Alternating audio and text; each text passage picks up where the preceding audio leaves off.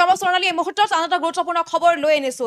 দেশত পুনৰ এবাৰ জঘন্যকাণ্ড সংঘটিত হৈছে এবাৰ 22 বছৰীয়া এগৰাকী যুৱতীৰ সৈতে ভয়ংকৰ কাণ্ড সংঘটিত কৰা হৈছে আৰু দৃশ্যাংশ আমি লৈ আনিছো এই মুহূৰ্তত এটা গুৰুত্বপূৰ্ণ খবৰ বুলি ক'ব লাগিব 22 বছৰীয়া এগৰাকী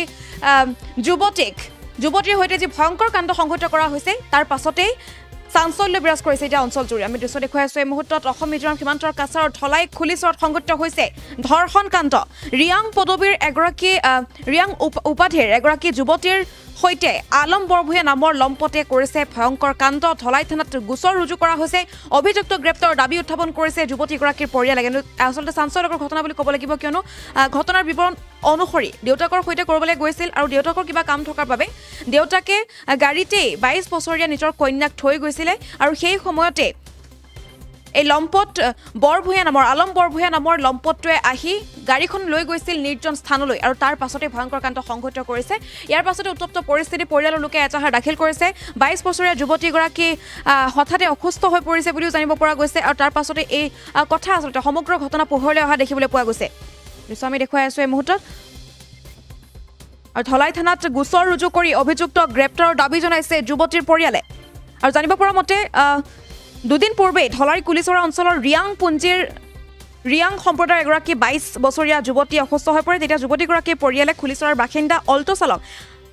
আলম বৰভূঞা ওৰফে বাপনক ফোন কৰি যুৱতীগৰাকীক চিকিৎসাৰ বাবে লৈ গৈছে আৰু যুৱতীগৰাকীৰ সৈতে ঘৰলৈ উভতি অহাৰ পথত দেউতাকে ছোৱালীজনীক বিশেষ কামত গাড়ীত থৈ আন ঠাইলৈ গুচি গৈছিল আৰু অভিযোগ অনুসৰি সেই সময়তে সুবিধা ল'লে বা সুযোগ গ্ৰহণ কৰিলে আলম বৰভূঞাই যুৱতীগৰাকীৰ ঘৰ পোৱাৰ পূৰ্বেই নিৰ্জন স্থানলৈ লৈ যোৱা হৈছে গাড়ীখন আৰু তাতেই ধৰ্ষণ কাণ্ড সংঘটিত কৰা হৈছে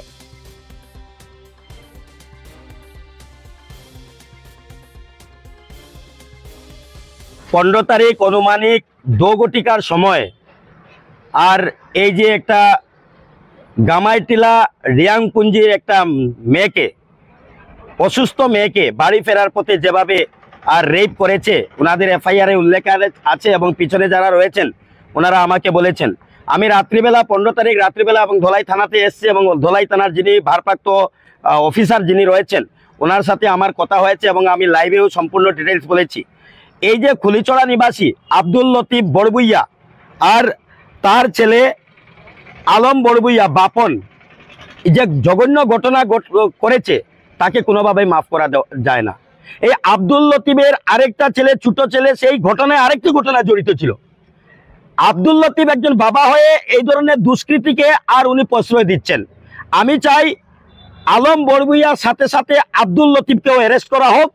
এবং ওর পরিবারের সবাইকে অ্যারেস্ট করা হোক সাথে এই পরিবার যাতে এই জায়গাতে না থাকে কারণ এই ধরনের পরিবারে যদি এখানে বসতি থাকে আগামী দিনে আর ভবিষ্যৎ প্রজন্ম অন্ধকার হয়ে যাবে অনেক মায়েরা সুখে শান্তিতে থাকতে পারবেন না তাই ওদের পরিবারকে ডাইরেক্টলি প্রশাসনিকভাবে গুড়িয়ে দেওয়া হোক এটা পরিবারের যে ঘর আছে সেটা গুড়িয়ে দেওয়া হোক এটা আমি প্রশাসনের কাছে আর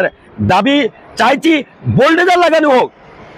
এই ধরনের নোংরা কাজ আর সমাজে কখনো মেনে নেওয়া যাবে না মুসলিম সম্প্রদায়ের অনেক লোক আমাকে বলেছে দাদা এটা জঘন্য পরিবার আর এই পরিবারের আব্দুল লতিফ উনি কসাইখানা রেখেছেন উনি সব সময় গো হত্যা করে থাকেন এবং আগে একবার মোহনকাল যে মন্দির রয়েছে সেই মন্দিরে গো হত্যা গলা কেটে গরুর গলা কেটে আর ফেলে দেওয়া হয়েছিল তার সঙ্গে আব্দুল লতিফ জড়িত আছে